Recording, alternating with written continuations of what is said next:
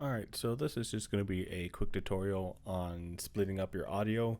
So before, you'd have to use a third-party program called VoiceMeeter, I believe, but this process just makes it a whole lot easier. This came to my attention about a day or two ago on the OBS project, and it was posted in a separate Discord server that I'm in.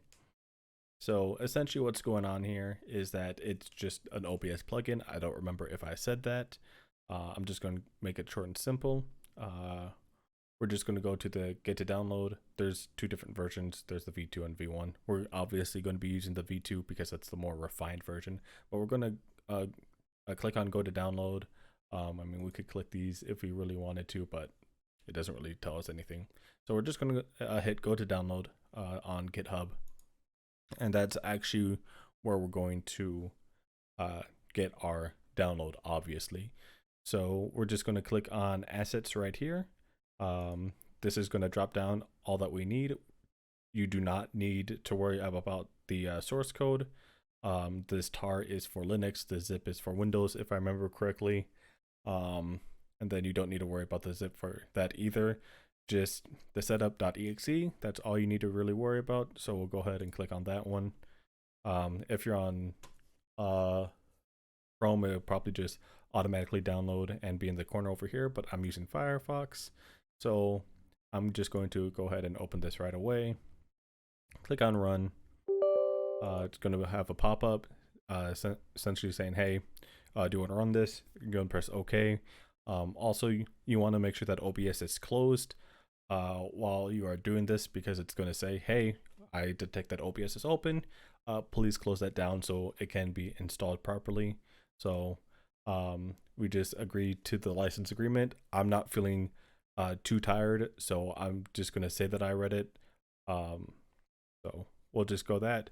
It's going to ask for us to install into the OBS directory folder, or at least that's where you want to put it, because in order for this to plug in to work, it obviously needs to be where OBS is. So wherever you have OBS installed, mine is defaulted to our C drive and program files, and then called OBS Studio. That's what we want. So we'll go ahead and click on next. It's going to say that this folder already exists. Do you want to put this in that folder? And once again, we want to press yes. And then you don't really need to worry about this one. If it really bothers you, you can check this box, but doesn't matter for me, personal preference. So go ahead and click on next, and then install. It's going to say that my OBS is running. I'm going to have to pause the recording real quick and then show you what it looks like. So go ahead and click on install, finish, and then I'm going to have to restart my OBS because it is currently open and I need to have that shut down. So I'm going to pause the recording and I'll be right back. All right, so we are back with OBS. So nothing really looks any different. Really the only thing that is going to be different is when you add your second thing that you want to add or whatever. I don't know what I'm saying, but essentially what you want to do is click the plus button like you're adding anything else. So click on that and it should be all the way at the top. That's going to be the application that you want to add. I'm not going to do that right now.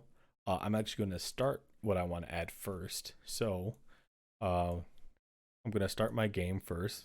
I'm going to use Superliminal because I've been playing that game a lot more recently, and just having to split the audio with that is going to be a lot easier instead of if I were using desktop audio.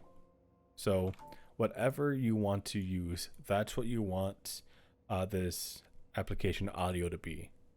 So we're just going to name this test, press OK, and then we just keep it normal with the capture window, and then window, we can choose whatever we want.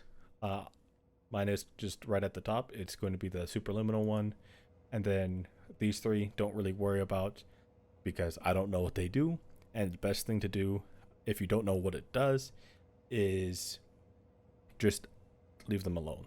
So go ahead and press OK, and then you'll see that we have our one that we named down here, and you see that there's a little audio going right there, and then let's say, you know, you want to listen to some music.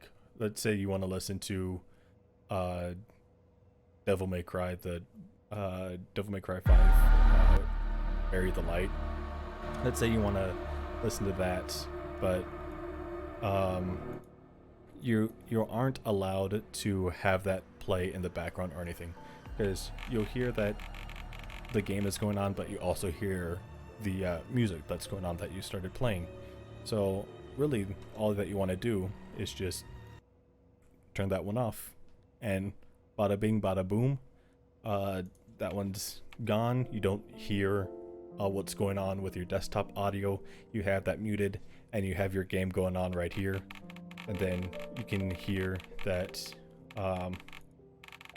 You can hear the game audio, and then you can just do whatever.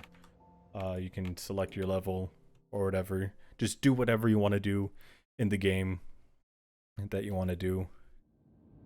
You won't hear anything different. So you can hear everything fine, but the music is still going in the background. So you don't really need to worry about that. Very easy, very simple. I'm sorry if this was longer than anticipated, but that's about it for me. Thank you so much for watching, and that's about it for me. Bye.